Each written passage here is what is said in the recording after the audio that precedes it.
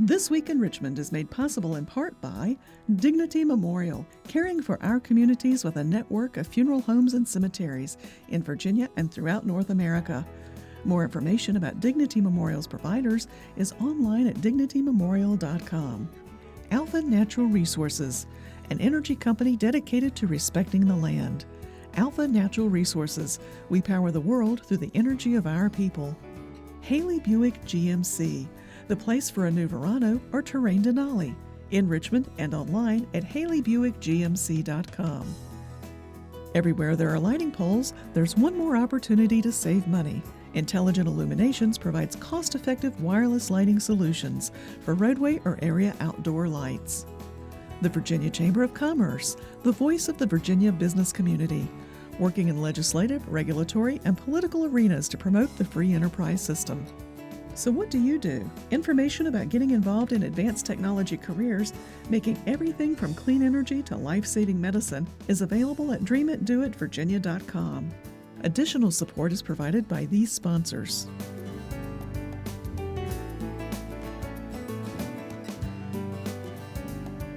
And by the members of Virginia's public television stations. Thank you.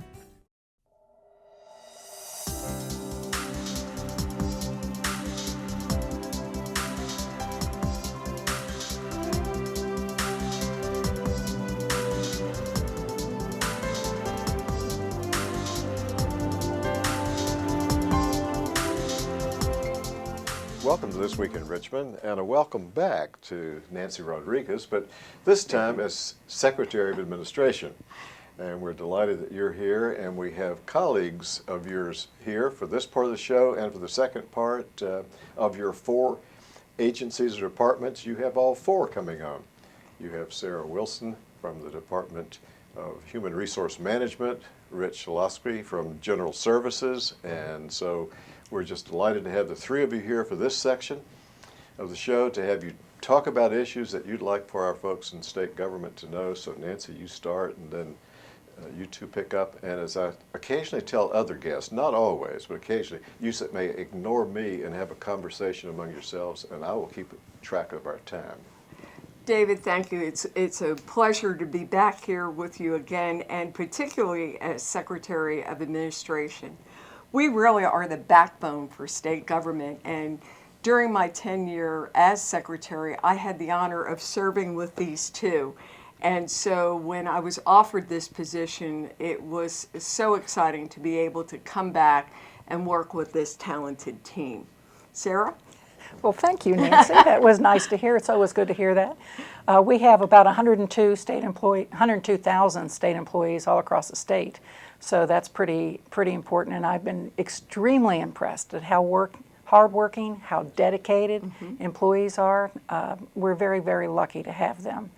But we have in our agency, we have a number of different departments. We have the HR department, which will do compensation and organization development. It has an HR shared service center, which is very nice, that helps smaller agencies.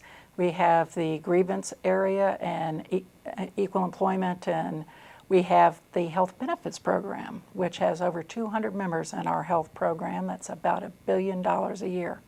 And we also have workers' compensation and various backroom support groups like information technology, et cetera. So we do provide a diverse area of services, including employee programs across the state, including Common Health. That's one of our big initiatives this year, Common Health, keep employees healthy.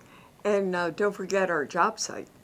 Oh, yeah. Yes. We'll Our Virginia jobs. If you're interested in a state job, we want you to apply. Virginia Jobs is the website to come. Come on. There are lots of job openings, and we'd love to have you apply. When Nancy and I were talking last week, I think there's, more than 10% vacancy? We have 11% vacancy rate. We have over 10,000 jobs advertised a year for positions to be filled. So we encourage those people interested. They're very diverse. They could be anything from a scientist like you might have to a gardener. You could have an accountant. There are all kinds of jobs, and that's what's really interesting about the state is the diversity of the state workforce. And those jobs, I'm sure, are scattered throughout the Commonwealth. They're scattered they're scattered all over the Commonwealth, Southwest Virginia, Bristol, Roanoke, Lynchburg, those areas up to Northern Virginia, to Norfolk, all over the Commonwealth. And a lot of them are also here, right here in Central Virginia. So, Rich, when people hear general services, it sounds like that includes most everything. What all? It pretty much is. We oversee all real estate, buy, sell, lease within the Commonwealth. We oversee procurement. We run Capitol Square, which is about 6 million square feet. We're the billing code official for anything built on state property. We run the consolidated lab, so any testing of newborns or chemical or biological, the spill in the river down by Lynchburg, we test the river for that. We go in there, we run the state fleet. We've got about a $32 million food service distribution center that we have here, state surplus, federal surplus. So it does keep us busy. Sounds, and you mentioned something about children, about testing. Newborn screening, we screen every child born in Virginia for, right now it's 28, soon to be I think 32 genetic diseases that if caught soon enough we can treat, and they're cured. So I think it's 3,000 babies we've tested and identified and saved from a life of continual medical care. Excellent. Yes. Nancy? Well, as you can see, just with these two, my job is a very exciting one, from one dealing with employee issues as well as to a very exciting $300 million expansion on Capitol Square, some renovations that are going on there. And in a little bit, you're going to meet two other members of our team that really show you how state government, more than our secretariat, more than my other co-cabinet members, for us, it's not a good day if we appear in the newspaper, No. correct? We do not want to be in the newspaper. We do not want to be in the newspaper. So Unless it's a ribbon cutting. No, yes, that's okay. well, that's okay. For a building. But what we try to do is really help the taxpayers, the citizens of Virginia, really to have their basic services covered, making sure that the person behind the counter is the best qualified for the Yes. job, Yes. that has the ability to the fact of walking into a building and making sure it's safe. So as you can see, David, it's a very broad secretariat, but we have a lot of fun. We do. We do. That's good. Well, now, we could probably have an entire show on what's going to be happening on Capitol Square, but give the viewers at least a little bit of a taste of it right now when you're talking about significant work here on the square. Well, it is, and it's sort of like a huge ballet that we'll be having going on. We're going to move the Attorney General into the 9th Street office building as his new permanent home. We'll be taking the General Assembly, moving them into the Pocahontas building. We'll be moving all the rest of the agencies out of the Pocahontas building. We'll have a new parking deck between 8th and 9th on Broad Street, a new General Assembly building in some form, and a renovated and restored Old City Hall, which is a National Historic Landmark, where your office is, as a matter of fact. Ah. So, just saying, you're on notice now. Yes, yes. Well, there's some work that's been done, but I'm sure you'll be doing some other significant work there too. It will be tens of millions of dollars to restore it back to what it should be. So we want to be the best guardians of the taxpayers' dollars, as well as a good steward of the cultural resources that we have. For people who are familiar with the building, or if they're not, when you're talking about sometimes referred to as the Old City Hall building, Old City Hall building. that it's a historic landmark, so you have certain restrictions. What about the other two buildings that you're renovating over 9th Street, Pocahontas? Do you have that kind of restrictions there? For the 9th Street office building, we're doing that in accordance with Secretary of Interior standards. So if you look at the exterior, we'll be restoring that. The interior bones are still there, so we won't be making too many adjustments inside. So that will be restored also. And the General Assembly building, we still need to address how we're really going to look at some of the historic significance of the exterior architecture, because whatever goes in its place has got to fit in within the context of Capitol Square. Rich, I don't think, I know I didn't realize this until I became secretary. The General Assembly building is actually made up of 4 buildings? It's 4 different buildings put together, which explains some of the problems we have with it. 1906, I think 1915, 1955, and 1963 or 64. And if folks could even see the tiny space we're in right now, we hope it looks nice and large on the screen, but we're down in the basement of the General Assembly building. Yes, we are in the asbestos-laden basement, I'm just saying, It's on like the a closet. General Assembly building. Yes, yes. Now, all those state employees all over the Commonwealth must make your job a challenging one, or you have other people, I know, in management who are below you. Right. It's a very decentralized culture, so HR is delivered within each agency directly. We'll set the policies centrally, and that's delivered locally. So we will have various agencies that are scattered wherever their footprint is. We'll coordinate with them, but they make their decisions locally. We're very lucky to have such a talented workforce, but we could have a scientific glass blower. That was at Virginia Tech one year, and somebody else. I mean, they're just such diverse jobs. Anything in the medical profession, we have it. So if you are looking for a job and you've got those skill sets, we want you to apply. But also, too, the graying of our workforce. Oh, yes, we have the workforce eligible for retirement is not as bad as other states, but still, when you have to have knowledge transfer as these people retire, that is a big deal because you might have onesies or twosies, so you don't have a lot of cross-training, so that the people, you really have to make a concerted effort if you're management to make sure that knowledge is not lost when people retire. So there will be a big push for knowledge transfer and looking at the aging of the workforce and make sure that it's done smoothly and that when they do retire, we don't miss a beat and make sure, but we can't replace their intellectual capital and all their experience, but we hope to make sure that we don't have any major things that are dropped when they retire. So if folks go to that jobs site, that we'll make Yes, sure sir. it gets up on the screen Yes, sir. too, then there's probably a method of some initial application there. There's an application that you fill out and you can store online. If you don't have a computer, you can go to the library. They will help you. You fill out your application online, and then you can scope through the job postings that are there.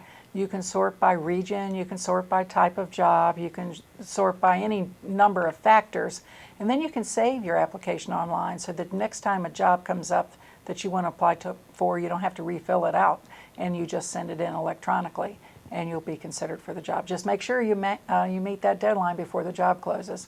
But we encourage everybody to apply, and we have other information available about the types of jobs that we have in the Commonwealth, career groups and things like that, that will educate you what kind of education you might need, what kind of training or certifications to help prepare you so that you can get the job that you're interested in.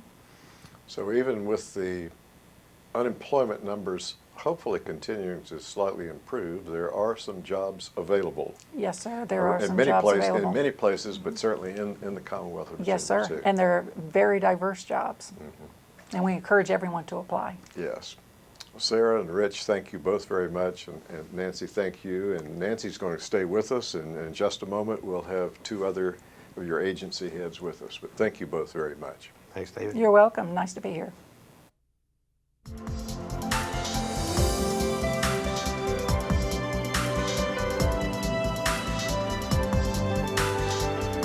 Rodrigues, Secretary of Administration, we thank you so much for having your other 2 colleagues and co-workers and agency heads on with you.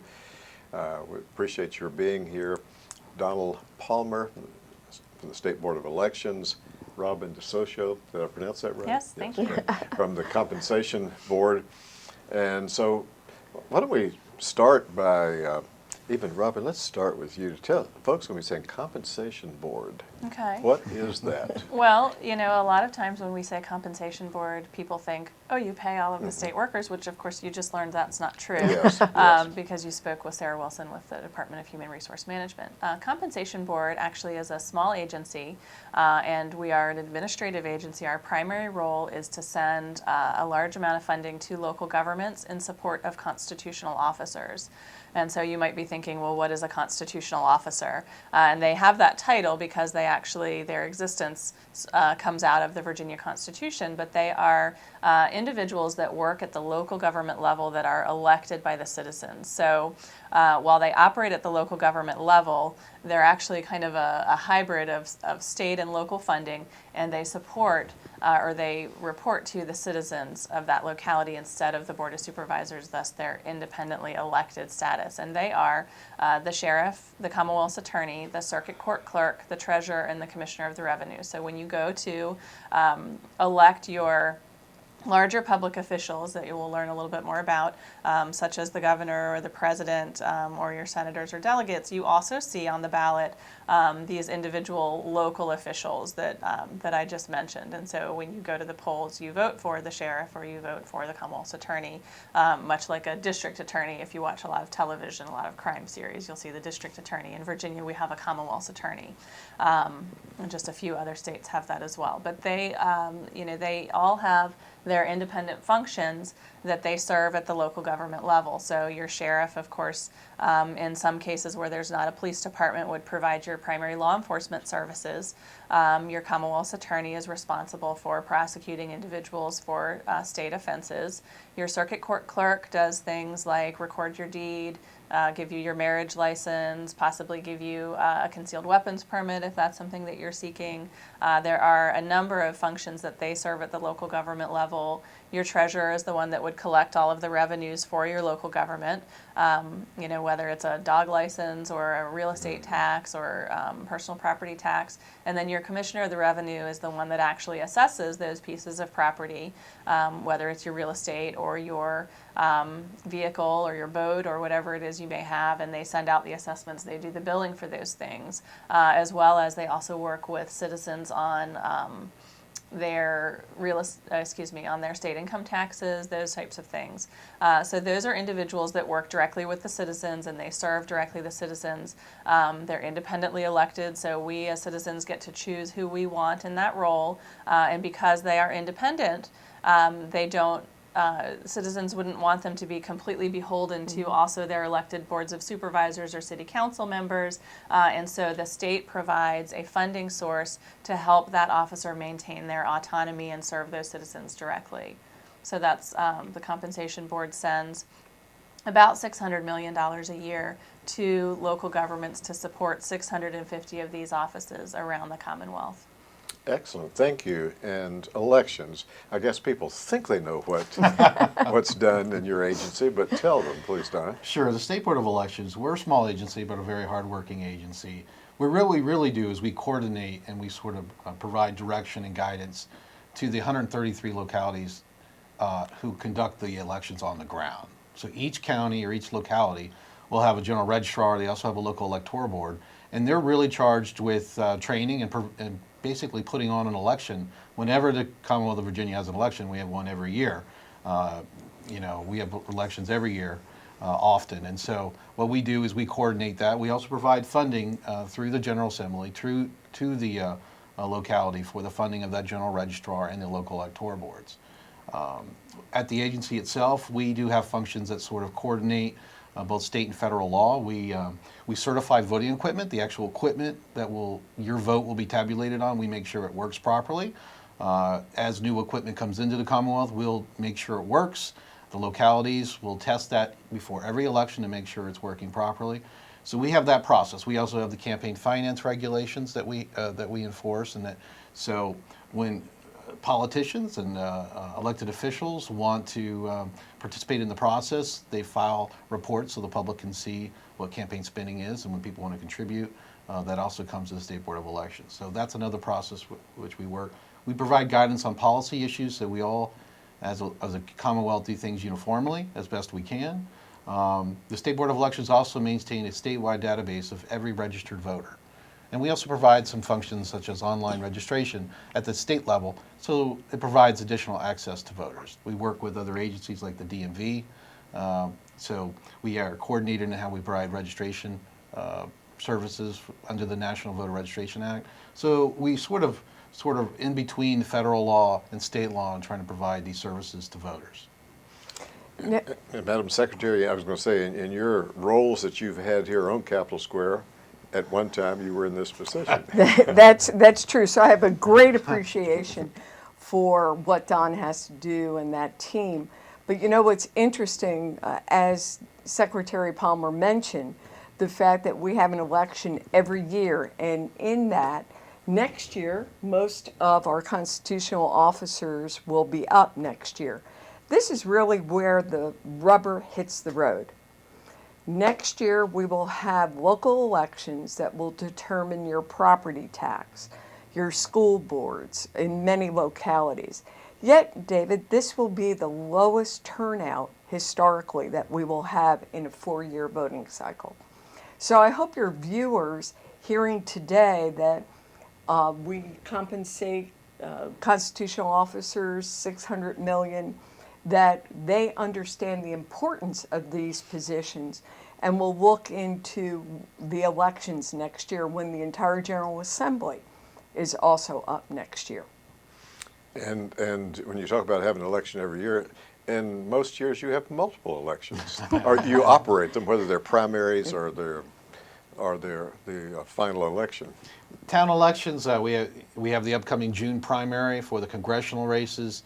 So you have a primary race, you have a general race next year, General Assembly races. So it's every year we have some sort of major race. It's usually a statewide race, and so it's sort of particular to Virginia. There's a few other states that have off year, off even year races statewide. Virginia is one of them. Well, let's make sure all of our viewers know, but this year with the congressional race and one U.S. Senate, even though those are federal offices, you still are the ones that are in charge of the voting. Absolutely. Federal races, basically the State Board of Elections will administer and provide assistance to the local registrars. But elections, we do have a role. It's an important role. But whenever I get the opportunity, I mean, our elections in the Commonwealth wouldn't take place if it wasn't for the volunteers, basically, who serve as officers of election. These are our poll workers. Our citizens themselves are the ones conducting the elections in polling places across the Commonwealth. And they work long hours for very little pay, sometimes volunteers, and they get very little credit. So I like to give them credit because it's a service to the Commonwealth what they're doing. And these are the individuals that are interacting with each voter, providing in a friendly manner, a smile on their face, and providing the opportunity to vote. Robyn, here around Capitol Square, you hear people talking about the comp board. They abbreviate it. And certainly the legislators know about it, and occasionally I guess they get into some tussles back and forth about how that funding goes out. Well, from our perspective, we've worked very hard over the years to make things very objective. Our primary role is to support these officers. The primary reason that the Compensation Board exists is to have a base level of funding that supports these offices across the Commonwealth, because depending upon the size of the locality and the demographics of the locality that they're in, the local government may or may not have additional funding to use to support these offices. And so it's very important that they have, at a minimum, a base level of funding that we can provide to support their operations. The whole concept of having a compensation board and not having them fully locally funded is to make sure that there is a base level of services that is provided to all citizens around the Commonwealth, regardless of whether the local government has the resources to provide that. So our goal, of course, in making sure that those offices have the support that they need is to have objective criteria that we use to fund those offices. So there may be, legislators that have specific issues that their specific constitutional officers need. Our role is to make sure that everything is handled in a sort of apolitical way to make sure that each office has what they need without regard to who's the most powerful legislator. But we also have a role to inform the legislature and help them to understand the services that we are providing and to make sure that their local governments do get the support that they need for those offices. Secretary Rodrigues, our time's almost up. Is there something else you wanted to say? I do. Thank you for that opportunity. David, I think your viewers today will be very, very surprised to find out that there are less than 700 employees in my entire secretariat. Yet we are the landlords, we are the employment, we are democracy in action, and we are the people who do the constitutional officers and make sure that they can do their jobs as well. And I say that just to show you how proud I am of the Commonwealth and how efficient our state government really is. And they tell me time was out, and that was a great closing statement. Thank you very much. Thank you. Thank you, and Robyn and Don, thank you for being on This Week in Richmond. Thank you, David. Thank you. Thank you.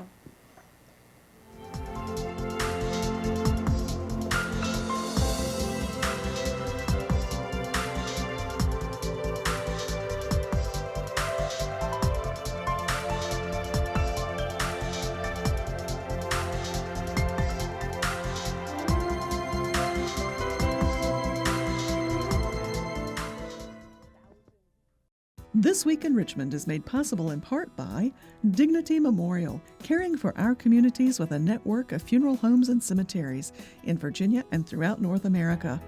More information about Dignity Memorial's providers is online at dignitymemorial.com. Alpha Natural Resources, an energy company dedicated to respecting the land. Alpha Natural Resources, we power the world through the energy of our people. Haley Buick GMC, the place for a new Verano or Terrain Denali, in Richmond and online at haleybuickgmc.com.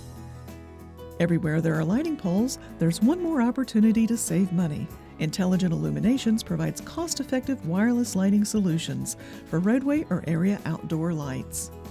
The Virginia Chamber of Commerce, the voice of the Virginia business community, working in legislative, regulatory, and political arenas to promote the free enterprise system. So what do you do? Information about getting involved in advanced technology careers, making everything from clean energy to life-saving medicine, is available at dreamitdoitvirginia.com. Additional support is provided by these sponsors.